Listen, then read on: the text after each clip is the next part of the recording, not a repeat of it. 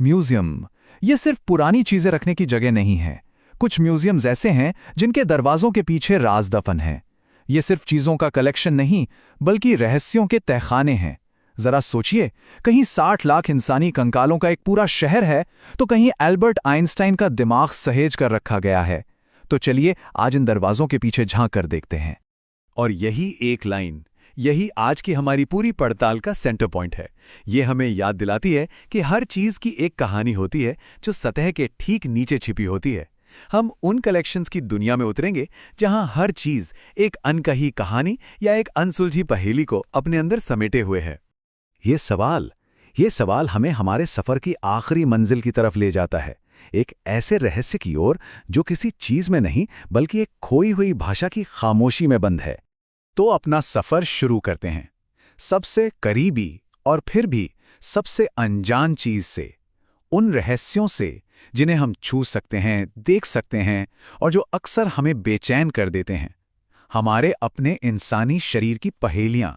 60 लाख ये कोई छोटा मोटा नंबर नहीं है। ये पेरिस के नीचे कैटाकोम्स में रखे गए कंकालों की संख्या है। जरा सोचिए, एक पूरे के पूरे शहर की आबादी जो आज हमारे पैरों के नीचे खामोशी से सो रही है। ये सिर्फ हड्डियों का ढेर नहीं, ये जमीन के नीचे बसा एक पूरा शहर है। सोचकर देखिए, 18वीं सदी का पेरिस। शहर के कब्रिस्तान इतने भर चुके थे कि बीमारियां फैलने लगीं। तो इसका हल क्या निकाला गया? एक ऐसा फैसला जो सुनने में थोड़ा डरावना लगता है। लाखों लाशों के अवशेषों को शहर के नीचे बनी पुरानी खदानों में शिफ्ट कर दिया गया।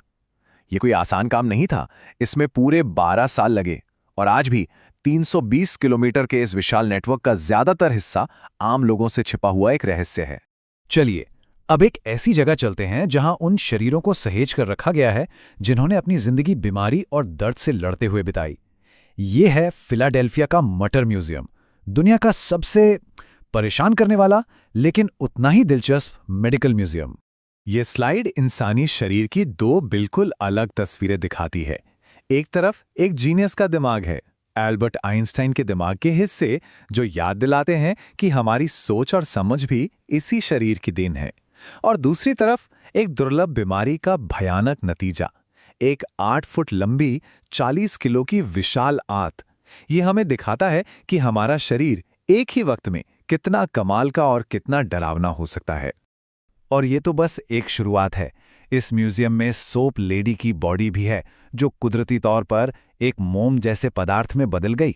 140 खोपड़ियों का एक पूरा कमरा है, हर एक के नाम और कहानी के साथ, और जुड़े हुए जुड़वा बच्चों के कंकाल भी हैं। ये म्यूजियम दिमाग में बस एक ही ख्याल छोड़ जाता है, इंसानी शरीर खूबसूरत है पर भयानक भी। तो शरीर के रहस्यों से अब चलते हैं दिमाग की पहेलियों की तरफ, एक ऐसी जगह जो फिजिक्स के नियमों को ही चुनौती देती हुई नजर आती है। हमारी अगली मंजिल इसी एक शब्द पर टिकी है, विरोधाभास यानी पैराडॉक्स। हम बात कर रहे हैं मुंबई के पैराडॉक्स म्यूजियम की, जहां सच और भ्रम के बीच की लकीर ही मिट जाती है। इस म्यूजियम के अनुभव को अगर एक लाइन में कहना हो तो वो यही होगी। ये एक ऐसा झटका है जो हमें बताता है कि हमारी आंखें जो देखती हैं वो हमेशा सच नहीं होता। यहां पर इंसान की अपनी समझ ही उसका सबसे बड़ा धोखा बन जाती है। तो ये होता कैसे है? देखिए, इसका राज कोई जादू नहीं बल्कि दिमाग का एक स्मार्ट हैक है। कमरा असल में 45 डिग्री पर तिरछा बना है, लेकिन हमारा दिमाग दीवारों और फर्श को देखकर उसे सीधा मान लेता है। और इसी कंफ्यूजन का नतीजा, हमें पानी ऊपर की ओर बहता और गेंदें ऊपर की ओर लुढ़कती दिखती हैं। ऐसा लगता है जैसे फिजिक्स के सारे नियम टूट गए हों। और ये तो बस एक कमरा था। इन्फिनिटी रूम में ऐसा महसूस होता है जैसे हम कई डायमेंशंस में एक साथ घुस गए हों। और श्रिंकर ग्रोअर रूम में तो एक ही कदम में कोई भी इंसान एक बच्चे या फिर एक दानव जैसा दिखने लगता है। ये सब हमारी आंखों और दिमाग का ही खेल है। तो अब शरीर और दिमाग की पहेलियों से आगे बढ़ते हैं हमारे सफर के आखिरी और शायद सबसे गहरे रहस्य की तरफ। ये कोई चीज नहीं, ये एक ऐतिहासिक खामोशी है। हमारी आखिरी मंजिल हमें लेकर आई है भारत, असम स्टेट म्यूजियम में।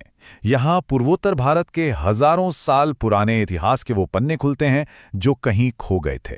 अंदर एक तलवार रखी है, अहोम राजवंश की। पहली नज़र में ये खूबसूरत हथियार लगता है, लेकिन जरा गौर से देखिए, इस पर बने पैटर्न सिर्फ डिजाइन नहीं है, माना जाता है कि ये एक छिपी हुई अहोम लिपि है, एक प्राचीन कोड जिसे आज तक कोई नहीं पढ़ पाया।